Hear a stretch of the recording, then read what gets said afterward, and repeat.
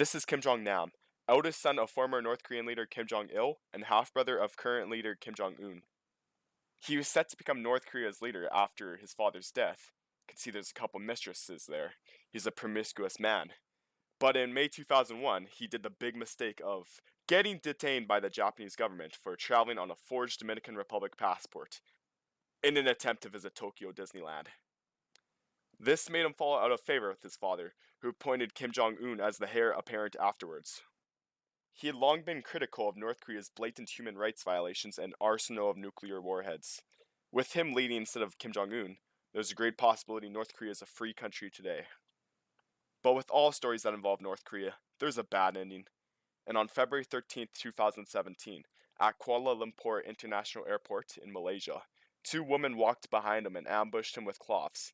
And these cloths formed a deadly nerve agent called VX. He contacted officials of a headache. 15 minutes later, he had a seizure and died en route to the hospital. So how did he die from this cloth within minutes? VX is an extremely toxic man-made chemical compound that can kill a person by just touching their skin. The neurotransmitter your nervous system uses is this: acetylcholine. This happens consciously and unconsciously, like your heart getting told by your brain to beat blood, and when you want to lift your arm, the brain tells the muscles to contract. Acetylcholine must be broken down in order to stop the signal once it has been sent. This is where the enzyme acetylcholine esterase, say that 10 times fast, comes in. And what this enzyme does right here is, like, say in between heartbeats and when you want to put your arm down, it goes to the acetylcholine, right? And it breaks this bond and this bond to create another bond. So now we have just choline right here, acetic acid, there's some water, and not pictured here, there's some vinegar too.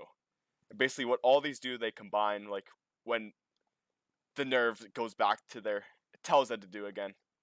Make more acetylcholine, that's the job. VX, like a lot of other nerve agents, is primarily phosphorus based. You have the phosphorus right here, oxygen bond, nitrogen right here, and here's what's really important. This phosphorus sulfur bond right here.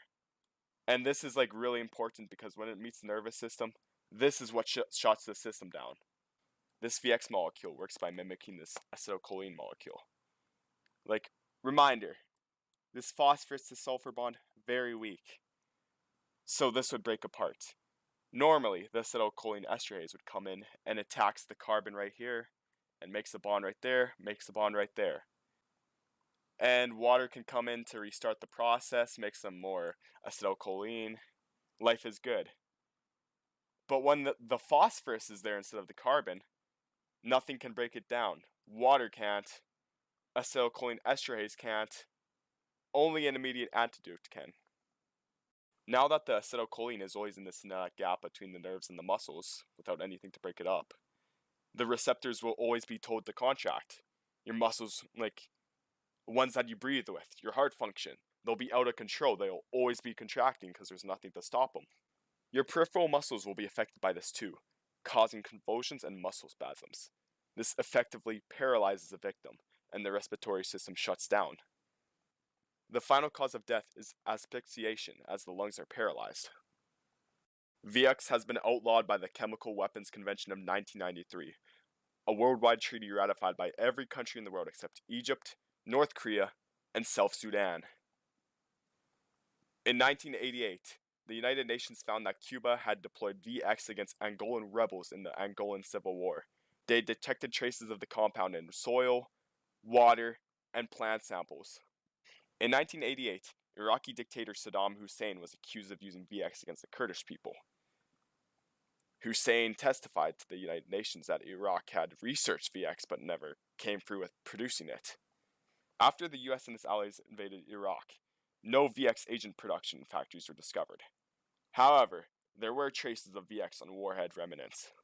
And this is where the video comes to an end, so thank you for everyone who watched this, and thank you Mr. Sloan for giving me an opportunity to make this lovely video for you guys.